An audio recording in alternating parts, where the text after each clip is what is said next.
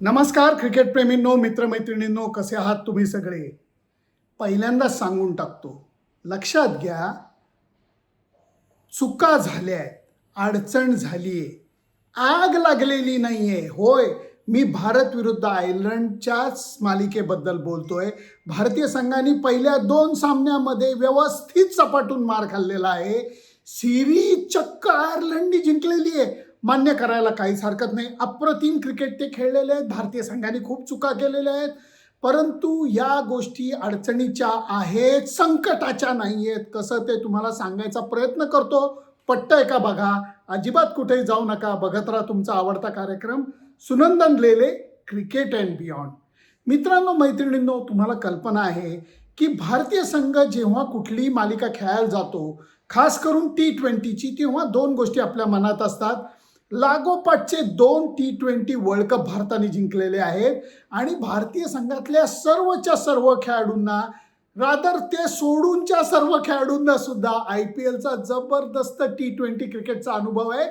त्यामुळे या अनुभवाच्या पाठबळावरती भारतीय संघ सगळ्यांना पुरून उरतो. मधल्या काळामध्ये तर परदेशी कॉमेंटेटर हे बोलायला लागलेले होते की पुढचे काही वर्ल्ड कप भारतीय संघाला, T20 संघाला कोण हरवणार, हेच प्रश्न, याच प्रश्नाचा आम्हाला सतत त्रास देतोय, असं ते उघड बोलून दाखवत होते.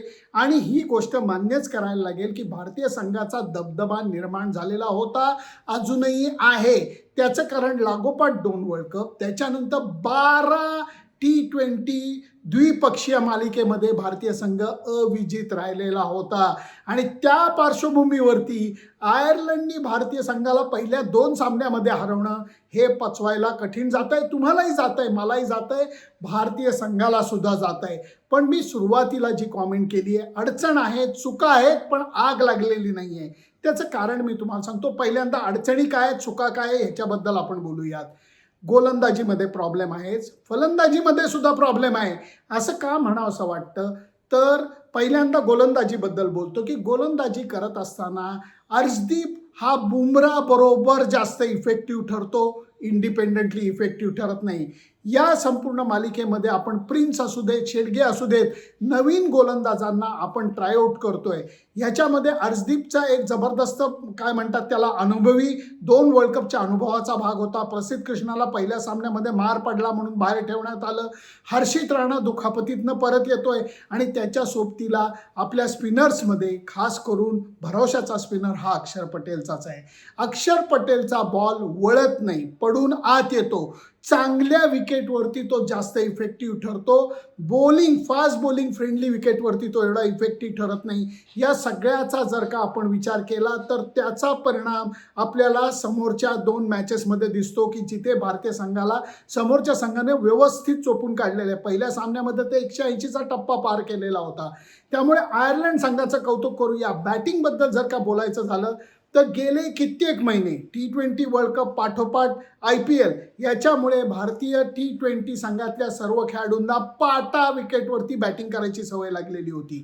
त्यामुळे जेव्हा ते आयर्लंडला गेले, 2 गोष्टी, एक तर बॉल हलत होता, दुसरीकडे बाउंड्री लाईन्स, ज्या साईडच्या बाउंड्री लाईन्स आहेत त्या व्यवस्थित पूर्ण आकाराच्या होत्या.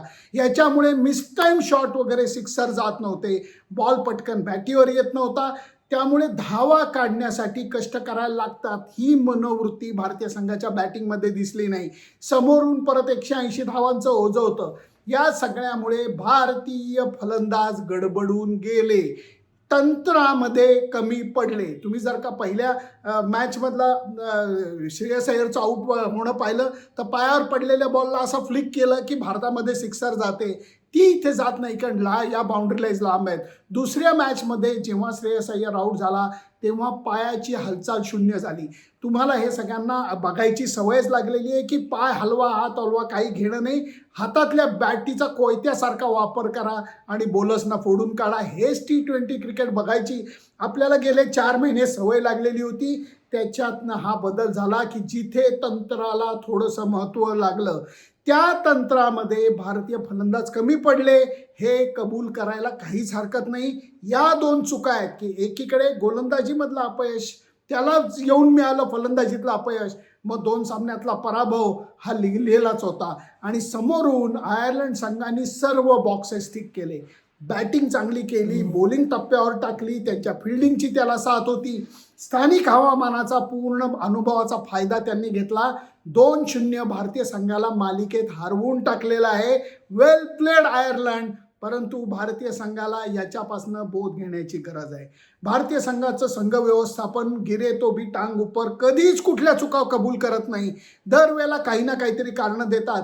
ड्रेसिंग रूममध्ये एकमेकांवर टीका करत असतील, माध्यमांसमोर अजिबात करत नाहीत. परंतु त्यांनी कबूल करू देत अथवा कबूल न करू देत, विचार करायची ही वेळ आलेली आहे की जे बॅटचा वापर कोयत्यासारखा करतात आणि पाटा विकेटवरती टकाटक बॅटिंग करतात, त्या फलंदाजांचा उपयोग स्विंग बॉलिंगला मदत करणाऱ्या विकेटवरती होईल का?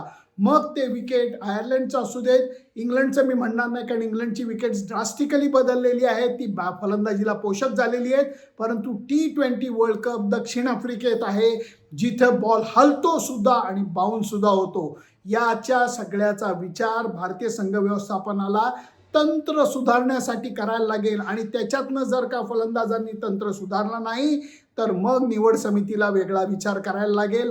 हे माझे मुद्दे होते. त्यामुळे आयर्लंडचं कौतुक करूयात, भारतीय संघावरती टीका करूयात. फक्त ही टीका करत असताना आत्ताच्या पार्श्वभूमीवरती बोलूयात. हे विसरायला नको की भारतीय संघाने 2दा वर्ल्ड कप जिंकलेला आहे. 12 द्विपक्षीय मालिका सलग जिंकल्यानंतरचा हा पराभव आहे. खटकणारा आहे, बोचणारा आहे, परंतु आग लागली आहे अशी परिस्थिती नाही आहे. हा माझा मुद्दा आहे. कारण भारतीय संघातले खेळाडू हे या परिस्थितीवरती मात करण्या एवढे सक्षम नक्कीच आहेत. आत्ता 2 सामन्यात त्यांना ते जमलेलं नाही, हे कबूल करायलाच पाहिजे. पण म्हणून परिस्थिती भयानक झाली आहे. श्रेयस अय्यरला काढून टाका, सूर्यवंशीला घेऊन या. हे सगळ्याबद्दल सूर्यवंशीबद्दल सुद्धा थोडंसं बोलतो. पोरगा दर्जेदार आहे, त्याच्यामध्ये धमक आहे, गुणवत्ता आहे. परंतु म्हणून त्याला का घेण्यासाठी कोणाला तरी परफॉर्मिंग प्लेअरला काढणं हे बरोबर नसतं.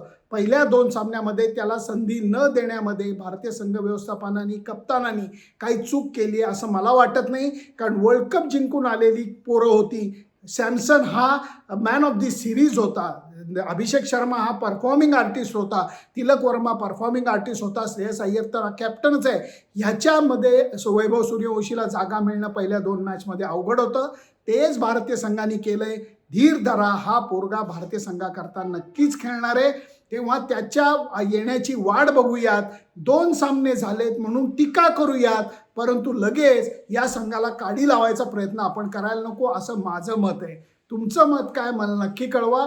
फक्त त्याच्याकरता माझं फेसबुक पेज, इंस्टाग्राम अकाउंट आणि यूट्यूब चॅनल लाईक, शेअर आणि सबस्क्राईब करायला विसरू नका. Bye bye.